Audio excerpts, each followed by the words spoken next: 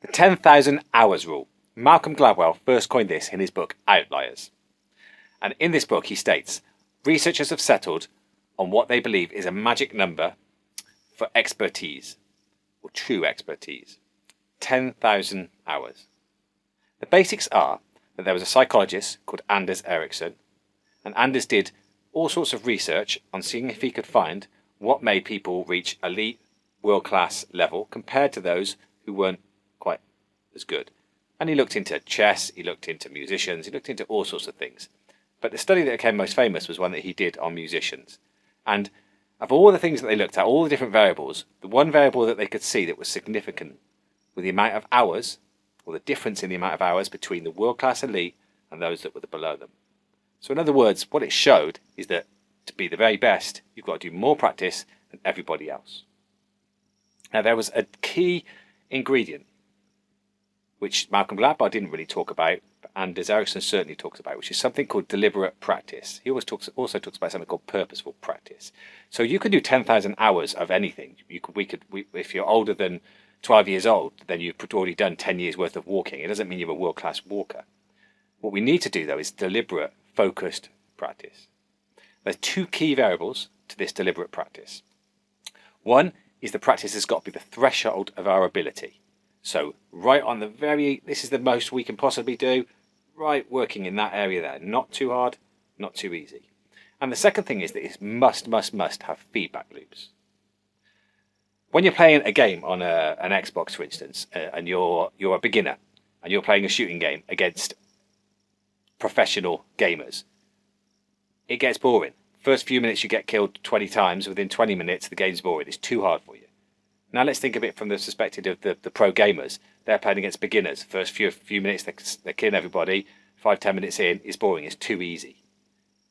What we want is we want to be playing against somebody who's just enough better than us, that they're pushing us, but not so far ahead of us that they make it uninteresting for us.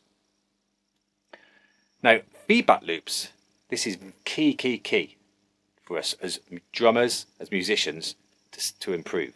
So the feedback loop is this.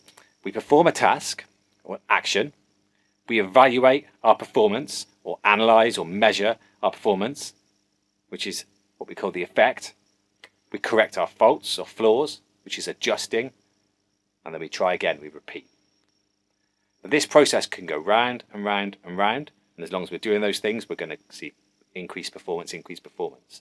Now there's a few problems there. The first problem is, how do we identify our faults? If we're a beginner, we're not going to see the same faults as a master. So we can ask for feedback from other people. We could hire a mentor, a coach, a tutor. We could keep a diary. A diary could just be saying how long we practiced for, or what beats per minute we reached. Or we can video ourselves. The big thing is everything we do, we've got to try and quantify. In other words, everything we do, we've got to be able to write down a figure to measure against.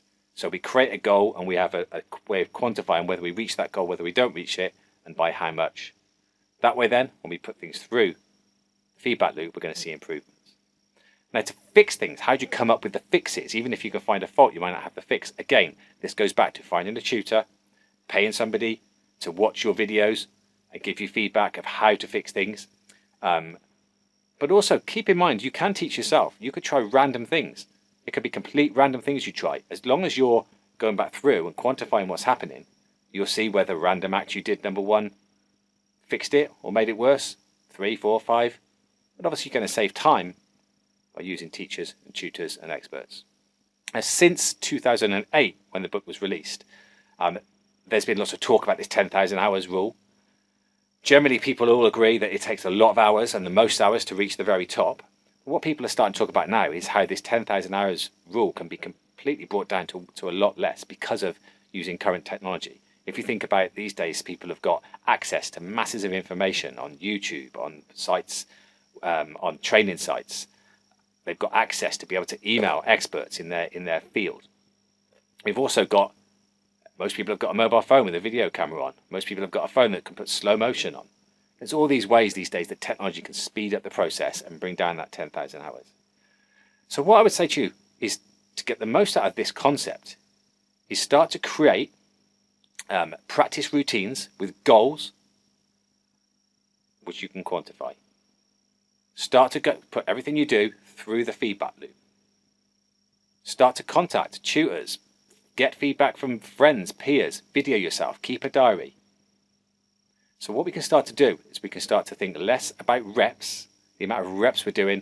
We can think more about the amount of hours that we're doing. Now, if you'd like to find out more about this, go and look up Anders Ericsson. Go and check out the Outliers book by Malcolm Gladwell. And go and check out these resources here. See you next time.